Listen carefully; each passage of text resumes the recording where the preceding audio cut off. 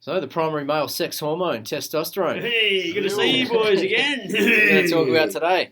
Yeah, Speaking of testosterone up males. Yeah, pumped up. Mm. Yeah. Produced by your testes. Oh, really? Yeah. Maybe the adrenals a little bit. Adrenal glands, Yeah, I think the adrenals make your DHEA, which is a precursor for testosterone. So definitely the adrenals come into play. Primary male sex hormone. Primary male sex That's hormone. what we're going to talk about today. Helps Androgens. with muscle growth, recovery, promotes traits like physical strength, body hair, sex drive, competition, Deep voice. deep voices, that competitive drive. Yeah. Makes Definitely us men, would have, really, doesn't it? definitely would have been Controversial, what. but makes us men. In a scientific sense. Yeah. If you want to identify that way. Yeah, it's funny you say that, Smitty.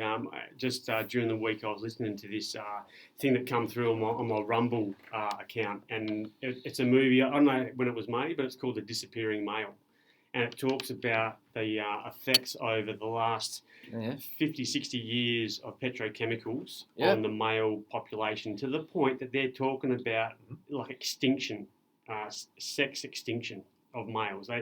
They reckon that the exposure to petrochemicals in plastics, phthalates, which range from phthalates, which range from our water bottles, baby bottles, carpet, shampoos, a lot of stuff. All these petrochemicals that we're exposed to. Healthcare products, they reckon, deodorant stuff. They reckon on, that flame retardants, smell like furniture. In your computers for flame retardants and stuff like that. But they reckon that every young man born now will have half the sperm count of his father over the next. Yeah. And I think that's further being adjusted down by another factor of 50%. So it was 60, went down to 40, went down to 20, and now they're talking about putting it down to 10. Oh, you mean this is the sperm count. Sperm count. I know. Yeah, that's the. So 10 million per milliliter, I think it is, or something like that. It was 60 million back in the day. Yeah, so 60's gone down to 20, and they're talking about the new normal as being 10. So if they don't reduce that rate as the new normal, then no one is able to, or is then eligible to donate sperm, because they are then considered infertile. Abnormal.